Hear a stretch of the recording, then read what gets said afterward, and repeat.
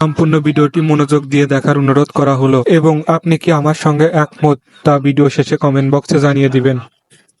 আসসালামু আলাইকুম, আশা করি সবাই ভালো আছেন। আমি আজ বলতে চাই, 26 বিশ্বকাপ যদি জিততে চায় ব্রাজিল, তাহলে কাকে কোচ হিসাবে নিলে ভালো হবে।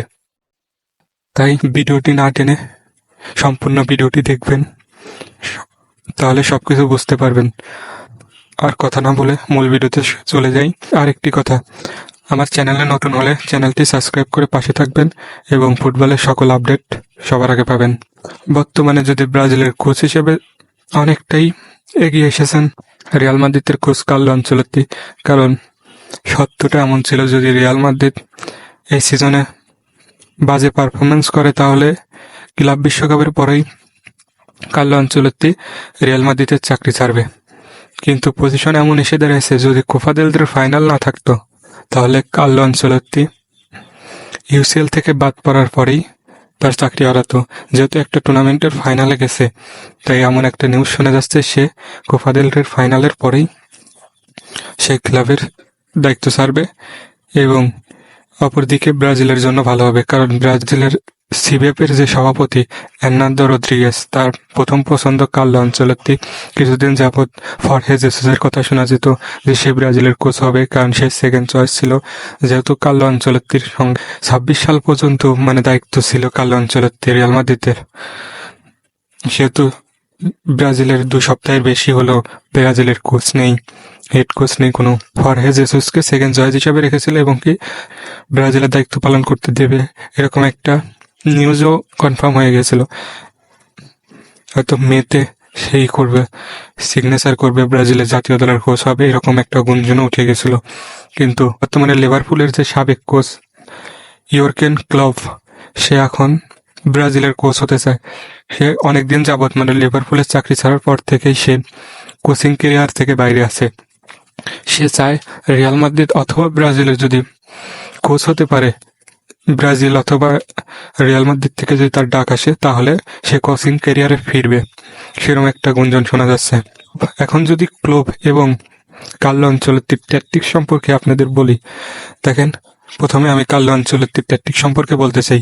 সে কীরকম ফুটবল খেলায়, সে সাধারণত প্রতিপক্ষের প্লেয়িং বুঝে সে দল সাজায় এবং কি প্রথম হাফ পর্যন্ত সে এমনভাবে খেলতে থাকে মনে হয় যে তার দল হারাই গেছে, ফুরাই গেছে, খেলতে পারবে না এরকম। কিন্তু সে সেকেন্ড হাফের পরে যে 70 থেকে 80 মিনিটের পরে যে সে অ্যাটাকিং ফুটবল খেলে, এর মধ্যে পজিশন চেঞ্জ করে ফেলে, আর কারণ প্রতিপক্ষের অ্যাটাক বুঝে সে পজিশন চেঞ্জ করে এবং ফার্স্ট হাফ পর্যন্ত সে এমন খেলতে থাকে যে তার দলটা হয়তো আর কামব্যাক করতে পারবে না।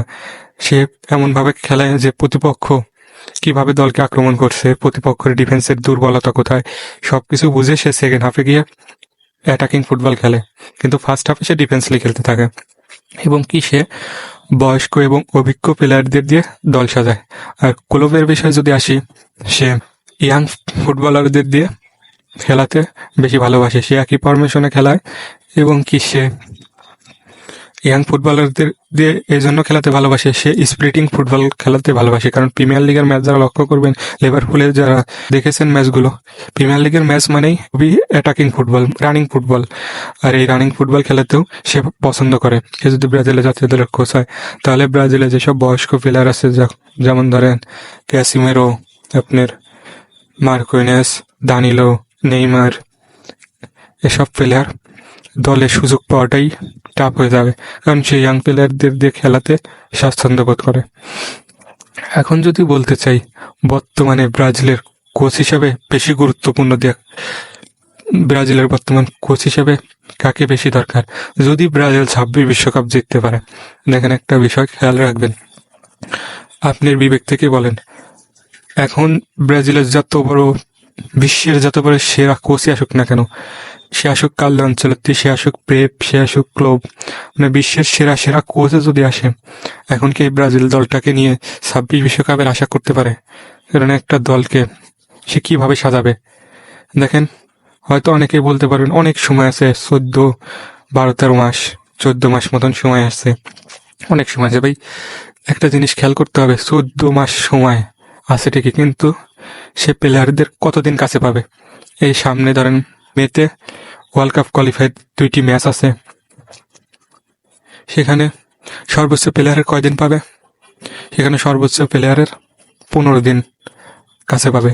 এবং কি অক্টোবরে 2টি ম্যাচ আছে ওয়ার্ল্ড কাপ কোয়ালিফাই, সেখানে 15 দিন, মোট 30 দিন প্লেয়ার পাবে।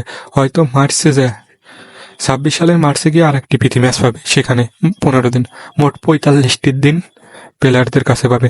আর এই 45টি দিনের মধ্যে বিশ্বের যত বড় সেরা কোচ আসুক না কেন, ব্রাজিলকে সেরকম ভাবে গোছাতে পারবে না। হয়তো পারতো, গোছালো ফুটবল থাকতো, গোছালো ফুটবল টিম থাকতো, তাহলে হয়তো 26 বিশ্বকাপ আশা করতে পারতো। কিন্তু যত বড় কোচই আসুক, এই অগোছালো ব্রাজিলকে নিয়ে বিশ্বকাপ খেলাতে পারবে না। হয়তো বিশ্বকাপ খেলবে, কিন্তু ভালো ফল পাবে কিনা সেটা হয়তো ভাগ্যের বিষয়। সে হয়তো পারতেও পারে, হয়তো এসে হতেও পারে, কিন্তু সেরকমটা হবে না এই মুহূর্তে। যদি হয়তো ভবিষ্যতে চিন্তা করলে পারে, হয়তো কাল অঞ্চলের দিকে ডাকতে পারে, হয়তো ক্লাবকে ডাকতে পারে। কিন্তু বর্তমানে যদি ব্রাজিল আশা করে 26 বিশ্বকাপে ভালো কিছু করবে, তাহলে আমি মনে করি ব্রাজিলের সাবেক কোচ তিতেকে দলে ডাকা হোক। কারণ তিতে অনেকদিন যাবৎ ফ্লামেঙ্গোর দায়িত্ব ছাড়ার পরে, ফ্লামেঙ্গো থেকে বরখাস্ত হওয়ার পরে চাকরি শূন্যতায় আছে। এবং কি আমি মনে করি ব্রাজিলের কোচ হিসাবে তিতেকে আপাতত 26 বিশ্বকাপ পর্যন্ত ডাকা হোক। কারণ তার সঙ্গে প্লেয়ারদের একটা কে কোন পজিশনে খেলে, কাকে দলে ডাকলে ভালো হবে, তিতে সেটা ভালো বুঝবে। এবং কি অল্প কিছুদিনের মধ্যে ব্রাজিল দলটাকে গুছাতে পারবে আমি মনে করি। কিন্তু আপনারা কি মনে করেন তা জানি না। আপনাদের ভাবনা কি? আপনাদের কিছু প্রশ্ন থাকলে কমেন্ট বক্সে করবেন। আজকের ভিডিও এই পর্যন্তই। সবাই ভালো থাকবেন। আর আমার ইউটিউব চ্যানেলে নতুন হয়ে থাকলে ইউটিউব চ্যানেলটি সাবস্ক্রাইব করে পাশে থাকুন। সবাইকে ধন্যবাদ। খোদা হাফেজ।